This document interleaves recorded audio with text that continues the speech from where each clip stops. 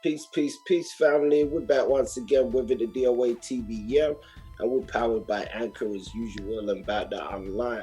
So we're joining with another special guest this week, and it's the brother Emmanuel.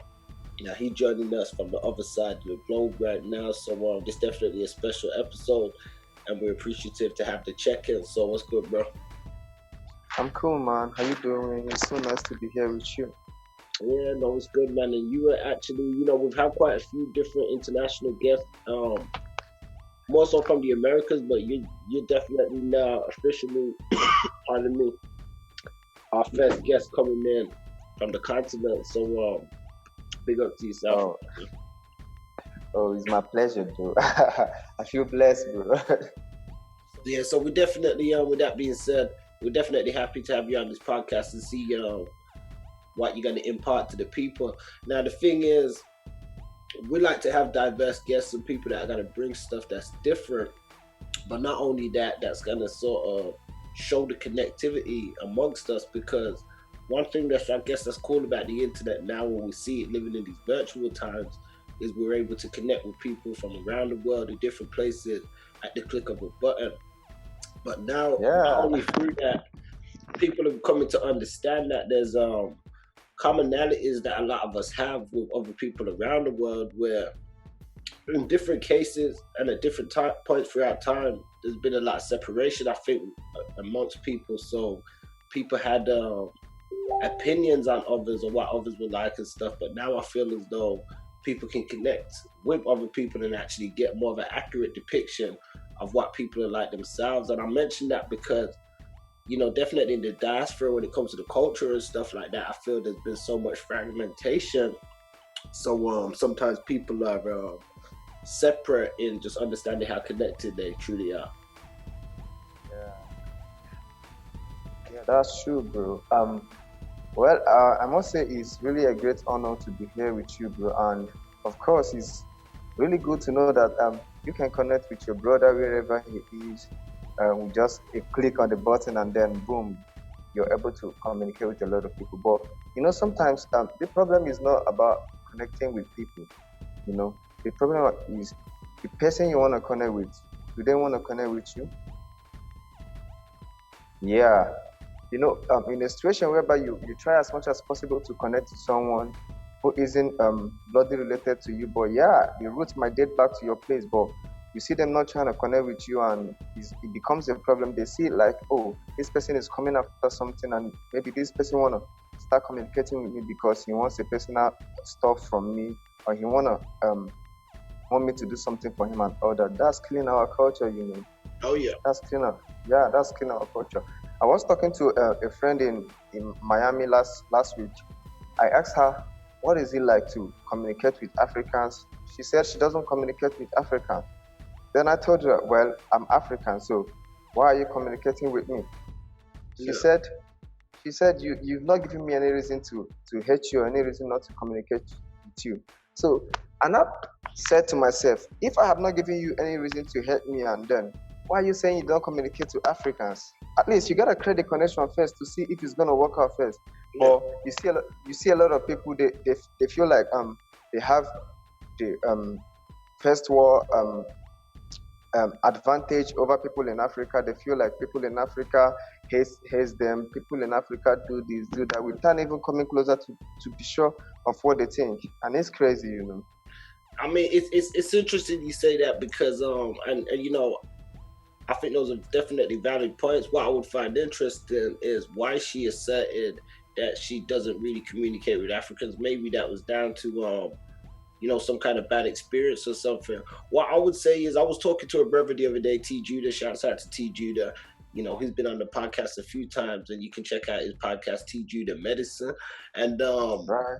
we were speaking on what he feels is oftentimes people outside of Africa in the diaspora and the wider community feel as though sometimes when they try and connect back to people in Africa to do business or certain things, they feel as though they either get held up by people for money, or people like try and rip them off, or assume that they got more than they do, and try and just take from them as opposed to trying to build with them. So to me, it sounds like there's a twofold sort of nature within that, where on one side people are feeling slighted, and on the other side people may be feeling slighted in a different way. So I think that's an interesting point, because like, even when I was speaking on the connectivity of the internet, like you said, it can be good and bad. It's got its pros and its cons, but you made the point about brotherhood and saying the type of people you want to connect with. Do they want to connect with you? Do they see you in that same sort of light and regard? And that can go across the board, whether it's just culturally or even just regionally, locally, even within families and within friends and stuff. One of the reasons we had you on, because we see that you post a lot and encourage brotherhood quite often. You encourage a lot of posts relating to encouraging of brothers. How important is that to you? Oh, bro, it's very important to me, like encouraging everyone, both people feeling down, people feeling low, and otherwise. Like, it's very, very encouraging to me. But let me go back to what I first said earlier. Okay. In terms of connecting to people in Africa or connecting to brothers in Europe and America, sometimes people down there have not really had a bad experience as to why they wouldn't communicate to someone in Africa. I think maybe it's because of what they see in the media. They see in the media that everyone in Africa is a scammer. Everyone in Africa wants but it's true, bro. I'm not saying they see that, but yeah, media I know definitely paint a negative picture in a lot of ways, not just towards that, but exactly, bro. That's why you see a lot of Africans today.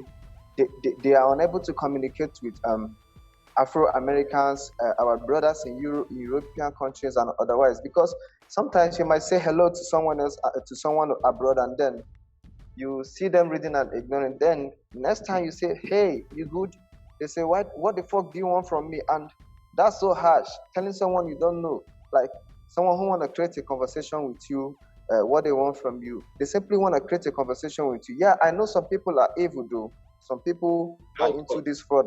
Yeah, are into this fraud and all that. But that doesn't mean you shouldn't communicate first. At least you're smart enough to know when someone is trying to get something off you. You're smart enough to know when someone is trying to play you and all that. And then if you're smart enough to do that, then you should be smart enough to know when someone wants to get something off you. So there's no big deal about that. Then as for the stuff I post about motivating people, bro, the time we live in and what's happening right now, the world needs motivation. I don't know for people living down there, but right here, bro, it's just like living in hell. You wake up in the morning, you don't even know what will happen to you at the end of the day. Just wake up and then look up to the Most High and then say, I'm handing today over to you. So a lot of people are depressed. They don't even know they are depressed. So if we can come together, like try to motivate them, post some stuff that will lift up their spirit, do some kind of things that will encourage them to be good and to keep moving, to keep pushing. Like we need to lighten up the fire in them, tell them that, there is a lot in you that you need to lighten up. Just keep doing this. Don't give up. Stay motivated. Be good. And you see a lot of them doing that. I have a couple of people come on my inbox telling me that, I love the stuff you post. Most times I feel bad, but once I log onto Facebook and read your post, I feel relieved again. I have a white woman message me 3 days back and said, "Are you sure you are living in Nigeria?" I said, "Yes, I'm living in Nigeria." She said, "Wow, the kind of words coming out from your pages are so powerful." Even me living at the other side of the world, sometimes I feel very bad to the point that I feel hopeless.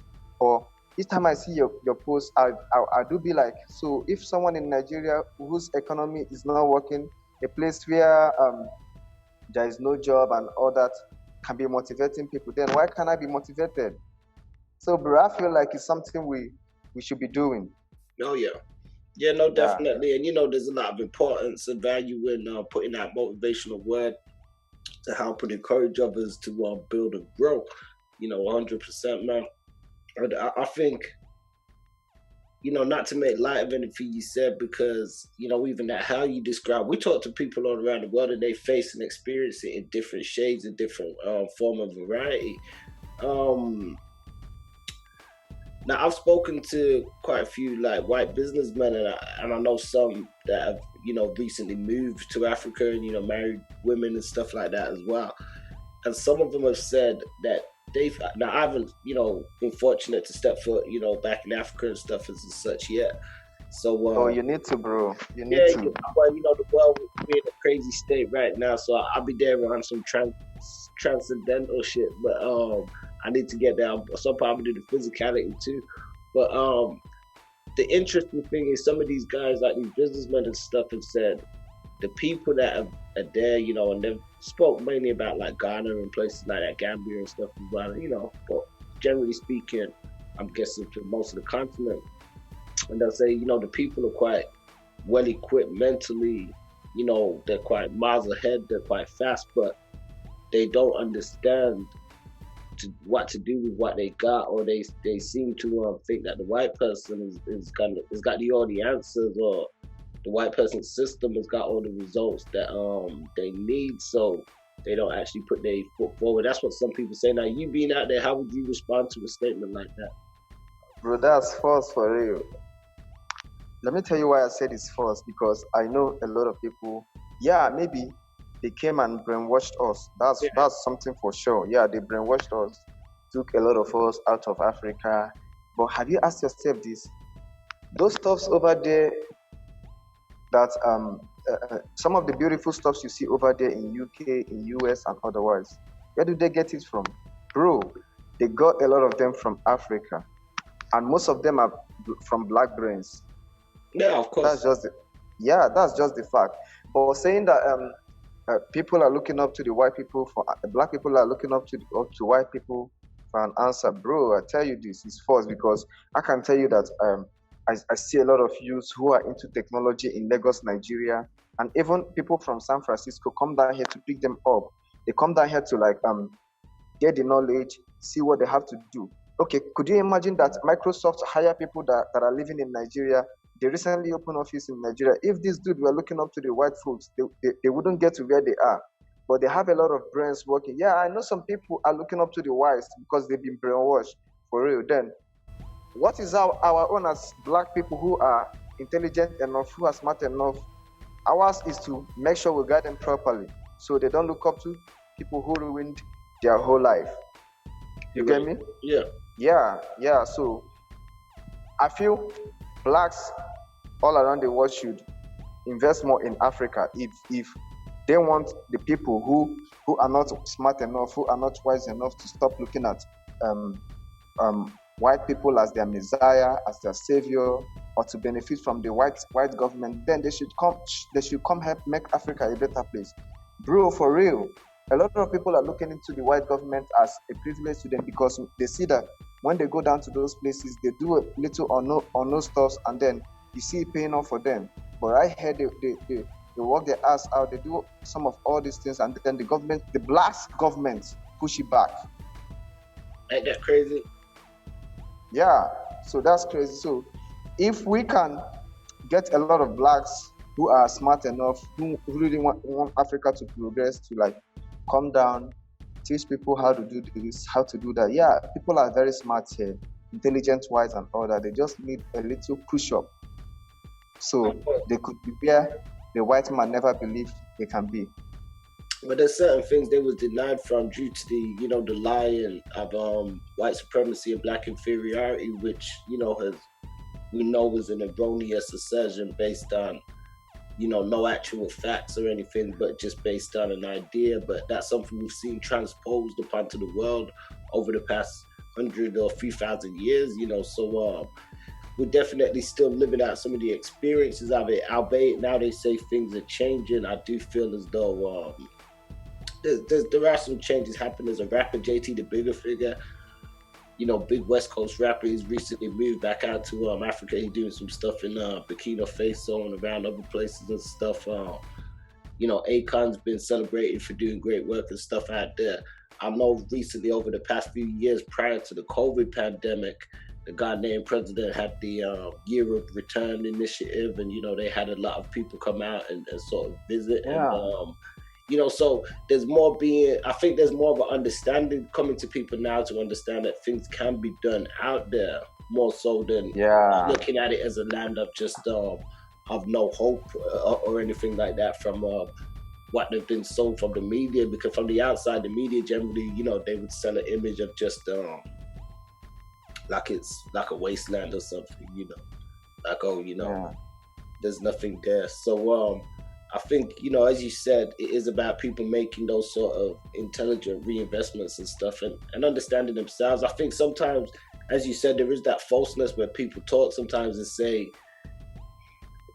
it's like a cockiness to be like, oh, blacks ain't trying to do this or they're just trying to do that, but they carefully ignore the issues of subjugation and stuff that are there to put people in that position. So they ignore the colonization factors or the factors of systematic racism and oppression where people are trying to develop, but they're denied certain resources and opportunities. So, but they would ignore that part and just speak on the other part to sort of, fluff it up a bit. So I always find that quite hypocritical in some senses. Yeah, bro. So, I think being colonized by the whites really caused order to us. It really caused order to us. And even till now, you see a lot of people thinking that way. They don't think straight. Okay, you can try to bring someone out from the way they think, from the colonizer's spirit and all that, but they still not get in because, bro, the ones the colonizers taught them is really working for them. It's working for them. Then when you're trying to pull them back from it and then show them the culture, how it should be done, then it becomes a problem because they've been brainwashed, and then they need to be brainwashed back into believing the black culture, to believing the black stuffs, the black rules, But systematic racism, I would say, is a big problem, even right here down in Africa. It's a big problem. Let me tell you, bro. Bring it out. I saw a post on Twitter, but that should be 2 weeks back, where a Chinese man, a Chinese man was smoking in a supermarket, whereas a black person can't smoke in a supermarket. Then you see black people looking at him, the store owners, they couldn't walk up to him and tell him, hey man, we don't smoke in this place. This is no smoking area. But a black cigarette or weed into the particular place and then get kicked out in his own country. But a white man comes there and do that. They all be looking at him. They all be looking at him and be laughing and be apologizing to the people, inhaling all sorts of nonsense. So you see the racism working in them. Yeah. And that goes to show you because and like you said, because people wouldn't think, because of the size and the landmass, there's some people that may think, okay, well, it's predominantly, black governments and stuff, or black government officials, I should say. So it would be sort of different. But we do know, we hear that there's a lot of corruption in different ways and aspects.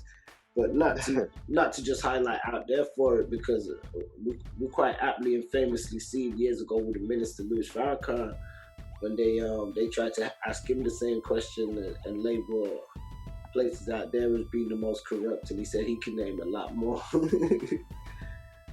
He said he can name a lot more? Yeah, like the US, for instance. He said he lived in one. They said, name someone more corrupt, It's a famous clip. Yeah, bro. They are far more corrupt, but they paint us to be more corrupt than them.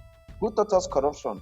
Okay, they are talking about Nigerians being the highest scammers, Africans, African prince, corruption, scamming people, doing money laundering, wiring, and all that. But bro, who taught us? Who taught us all that? They are the one that taught us, and we are smart enough to learn. My time I spent around, sorry to interject, but my time I just spent around a lot of these others, I see them embarking most of those things at a mass scale, and it's just I don't want to say it's more hidden how they do it, but they, some of the stuff that some of these other people are into is, as you said, a lot of corruption and stuff too. And that's not to say blacks are completely exonerated from not committing any kind of evils. You've got some. We're not exonerated. We're not exonerated though from all that, but they're making it look like blacks are the people who are into money laundering. Yeah, that's very bad because they do it more often than us. But because of white privileges, they cover them up. Yeah, they cover them up, and then they don't get the same treatment as when the black person is caught in the act. Yeah. And it's a shame, we want to see some challenges on this. Even in the U.S., we've seen, falsely incarcerated people, from C. Murder, Corey Miller to McKinley Phipps, who was recently, he was given, granted parole, but he still hasn't been pardoned for his crimes. And, we've seen a huge surge of people that have been falsely incarcerated for stuff that they didn't do or even stuff that they may have done, but receiving, ultimately harsh sentences for not so serious crimes in some cases, And this is bro. Last year, after George Floyd, rest in peace, it brought out a huge firestorm and protests, and just people speaking and lending their voice to the issues of systemic racism and stuff. So I think that was kind of a good thing, and because prior to that, even in the UK and a lot of places, some people still say it now, but even then, some people would have been like, racism, no such thing, white privilege, no such thing, people sort of play blind when it suits them and say, oh, I don't see color, and I would say you live in a society that promotes nothing but colorism for the most part and functions under it, but you say you don't see it. So I'm glad that now more of these conversations can be sort of had due to recent events that have put things a bit more forward in the media. We've even seen with the royal family and stuff recently that they've taken some issues to Meghan Markle apparently, being involved with their son and the rest of it. Definitely because she's black. I was just listening to Good Morning Britain, and I heard a lot of stuff Piers Morgan was saying and all and all that. And it still boils down to one thing, colorism. Boils down to colorism. And if you did listen to Dr. Shola on the show, she pointed out all these stuffs. She pointed it all out. For pointing it out, showing some big protests, I don't think is really the issue, because we can protest from now and then, do all that, let the world know that yes, we are angry, we are being marginalized, there is racism, there is colorism and all that. But without us walking the walk, bro, it's never gonna change. Yeah, no, it's never gonna change. So there's no easy walk to freedom. Yeah, so we gotta walk the walk, bro. Just like Martin Luther King, he saw what he wanted to do, then he did something to pull it off. He gathered a large number of crowds from blacks. Then you see, with time, a lot of white people started joining him. Then what did he do? He walked the walk. And you see and you see that working for a lot of black people today, because if not for Martin Luther King, a lot of black people will still be marginalized in US. Though they are still being marginalized, but it's not like it was before. I mean, yeah, definitely peace to Dr. King, and it should be said that Dr. King died a revolutionary thinker.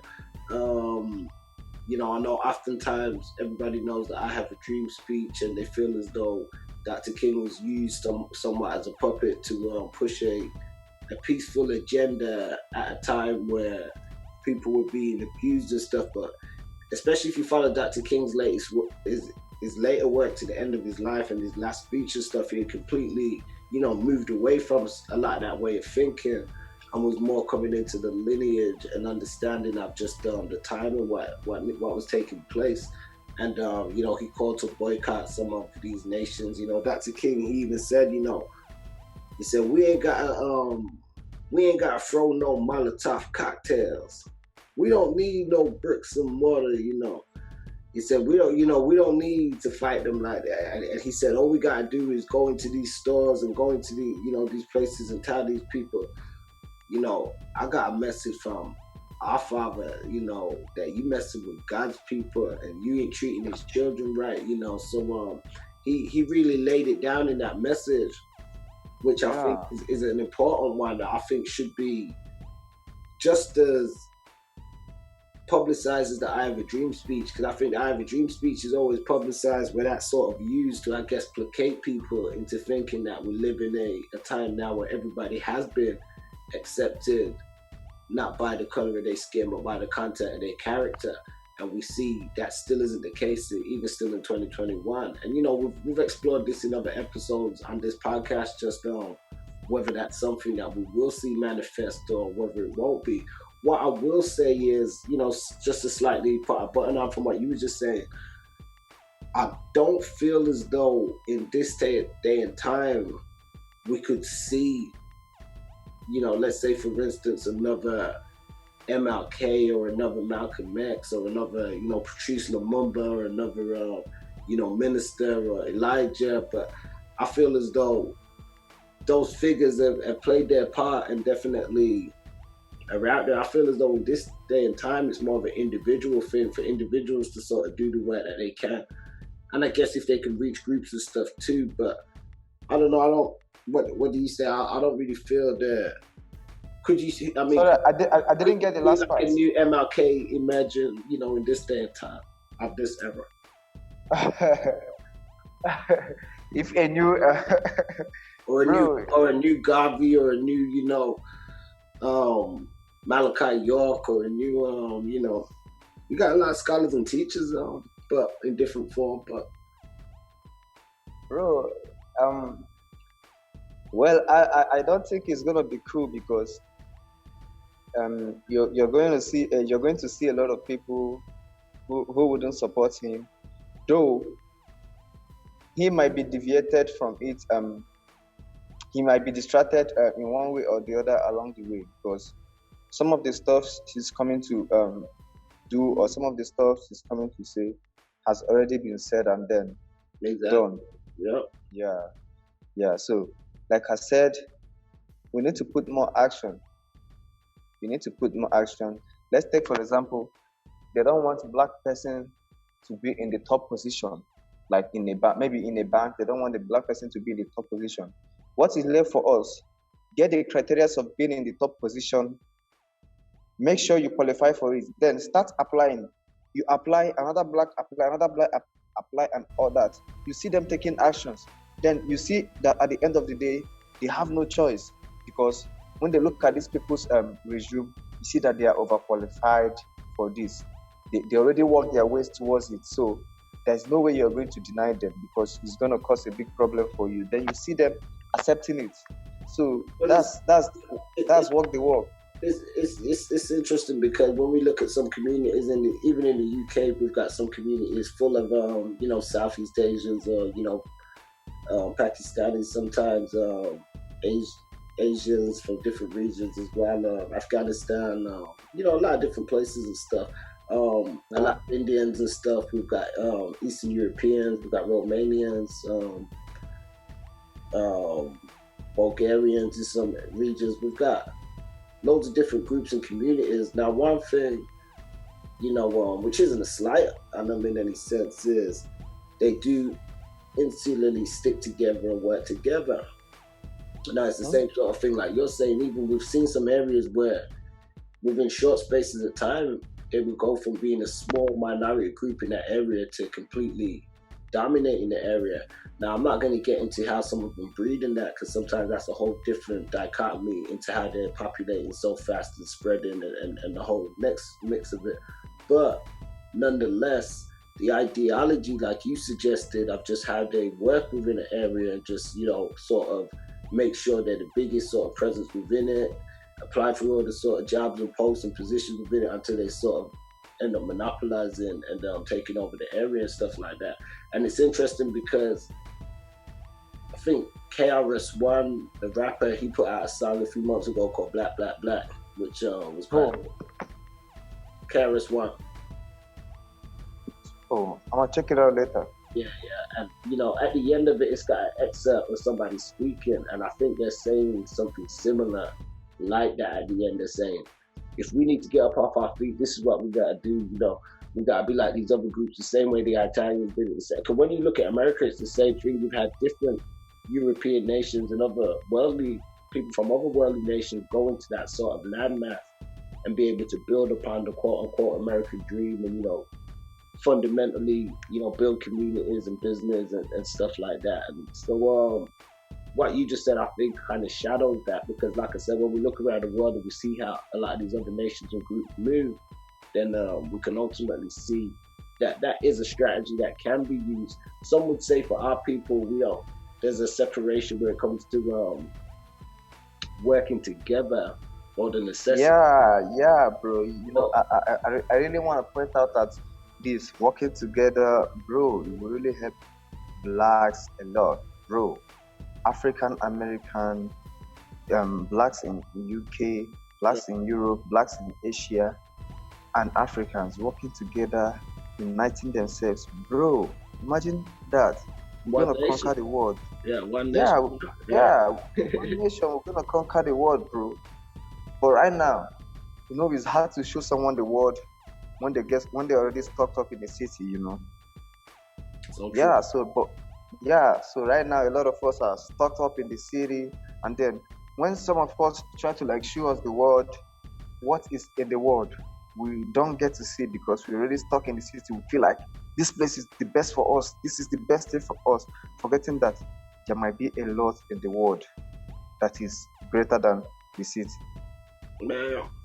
And I mean, it's interesting you say that, because in the time and current climate we're in now, is this even more of a sign that that world can becoming more even difficult now to navigate or travel? Now we're seeing, talks of people needing vaccinations to enter countries, people needing screens, people needing passports and all sorts of stuff. How effective do you think this will be? And even we've heard, the cases aren't that high in Africa and places around the world, but we know that it's been said that, they're following government guidelines and stuff too, but they haven't got the same sort of reports on cases and stuff as people in the West.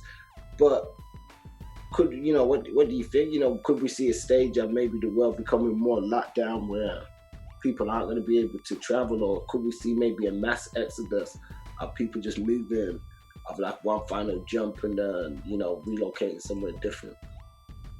No. Well, I feel like there's never going to be a time the whole place will be locked down and then people will be unable to move. But at the same time, people cannot move in mass like that. They cannot.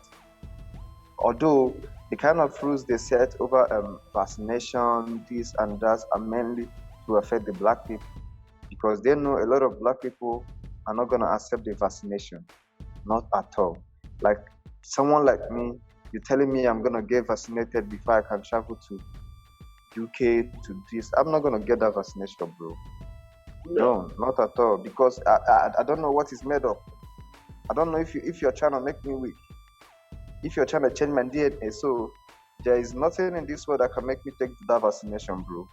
And for real, there was one that was produced in Africa and they never accepted it. So why would I accept the one they produce in, I don't know.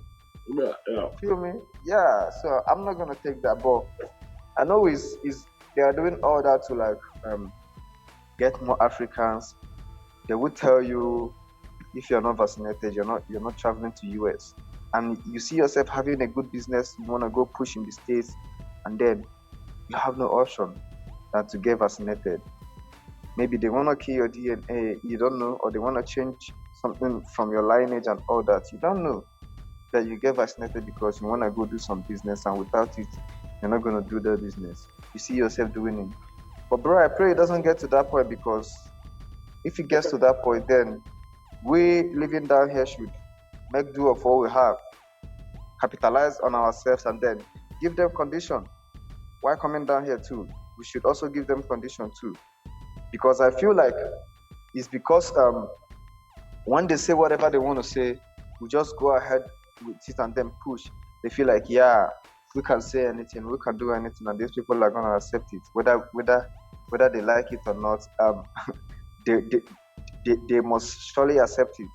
But yeah, but in a station whereby they bring out their rule, like saying, if you don't get vaccinated, then you're not coming to my country. Then we'll bring out our own rules and say, if you don't take our herbs, then you're not coming to our country. You're not coming to buy oil from us, bro. They're gonna adjust.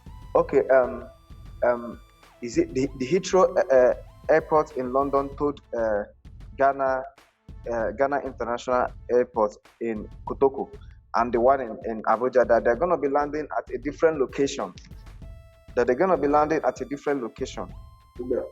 And from there, if you land there, from there to London, it's gonna take you a while, according to the stats I read online. Then Ghana now responded back to them and told them, you're no longer going to land in Accra. You're not going to land in I've forgotten the state, a different state from Accra. Okay. That they're gonna land there. They're now gonna land there. So when their plane touch down, they now take the same ride to Accra, just like they want them to do in London. So they saw that, and they saw that it wasn't gonna work out. They had to reverse that. You see? Yeah. So people play that game now. Yeah, because Ghana really took their stand. But let's take, for example, they said that, and Ghana said, well, it's nothing. They accepted it. They're not going to reverse it. But because Ghana gave them a condition too, they reversed it. So I think that's how we should be. But most times, when the government wants to do this, they remember that they are in debt. They are owing the whites. And if they take this kind of action, it's going to affect their government. They're not going to buy weapons. They're not going to do this. They're not going to do that. You see them falling into that, bro. It's crazy. It's crazy, man. Man, so that's what I mean. The world, there's so much definitely going on with it. I feel as though, we're definitely going to see a lot more unfold this year, just in terms of some of these new policies and directions of things, just in relation to vaccinations and travel and commerce and stuff like that, taxes. It's going to be a whole lot of new sort of, changes within that sort of paradigm and system. But, I think the best thing is what people got to do is, like we're doing, is continue to keep their best foot forward, stay productive, building. Yeah. And, that's why we're definitely glad to have you out here. We're definitely going to get you back on at some point as well, because I feel as though we could dissect some of these topics over a segmented period. We're really just scratching the surface on this, and at the same time, we can't give them too much. We got to give them just a little bit, man, Yeah. No, bro, anytime you want to bring me up to talk about this, man, for sure, I would be happy, because I want people to know what's really going on here, how things can be done to make things there and all that. So, for real. Well, we want to get a panel at some point now, because we're going to do a panel show, and it's going to be, the idea of what I want there, I want a brothers from the States, maybe I have a couple of brothers from the States, but we're going to have, brother from the Caribbean, we're going to have a brother from, the UK side of Diaspora, which still represent that whole European aspect anyway. And then we're going to have representative out there in the continent and stuff too. So, and we're going to have a panel, and we're going to, shoot the breeze on a few topics and stuff like that, disseminate a few issues, man. So I think that will be dope, just getting that dichotomy of everybody on there and just see where things sort of intersect and connect and just build from them, man. I know you're familiar with Brandon. Brandon should be on there at some point too. So yeah, that's my homie. Coach therapy every time, man. So Brandon, TV, the whole family, man. Yeah, that would be cool, bro. At least still an opportunity to get to meet some people, get to share ideas, get to talk about the stuff that are affecting Black people. So that's a good idea, bro. So, before we wind this one down, I'm gonna put the spotlight on you quickly, and I'm gonna ask you if there's not like anything. For instance, I'm gonna give you the time to to beam out a message. You see me in the mothership right now, so we're cruising around the galaxies, and we want you to beam out a message. This is gonna be broadcast to the family worldwide. So this message is coming from you, whatever you feel like broadcasting. Whatever, something motivational, something funny, whatever it is, it's going out to you. So we're gonna put this. It's gonna be your DOATBM message for the Black folk out there, man. Well, bro, that's cool, man. That's cool. So I should go on. Yeah. So wherever you are watching me right now, I just want to let you know that life has never been easy. Life has been one tough stuff that we were born into, and the more we go, the tougher it gets. But one thing you should know is the tougher it gets, the closer we are to our goals. So don't stop doing what you're doing and keep doing it. Then to my black folks all over the world, hey, Africa needs your help. We really need you guys to come down here and help us build this nation, a one nation. Yeah, we might have different countries in Africa, but we are one because we originated from here before countries and others started coming out. So you all should come down, come help us build this great nation. People in Africa don't hate you, just like the narrative says that Africans hate African Americans, hate African in Europe. We don't hate you. We want to communicate with you. Most of us are not fraudsters. Most of us are hustlers. Hustle every day for our meat, and then we do this with all happiness, even though the government most times strikes us hard, but we keep doing it and we are happy. We are happy people. So you all should be open to communicating with blacks in Africa. Then, lastly, I want you all to know this. Whatever happens, you should be happy. Whatever happens in life, just be happy. And peace, fam. Thank you for having me on this show, bro. Yeah, for real. I wanna be here more often. Yeah, you will be, man. And I just say that as a powerful message there for the family and stuff as well. I'm sure they appreciate that, and that has been broadcasted into the universe. And that's already gone out there into the ethosphere. So by the time we go round and round and round and round, they're gonna get that round in the spiral, man. So we're definitely gonna get you back on in the groove and in the mix. We'll pick out some topics and we'll just let things flow. And like I said, if we can have you grace us on the panel show as well too, that will be dope. Yeah. So bro. the family out there, you already know how we represent it. So peace and love. Everybody stay up, stay woke. Always look out for you folks. Yeah, Yeah, bro. Thanks for having me, man.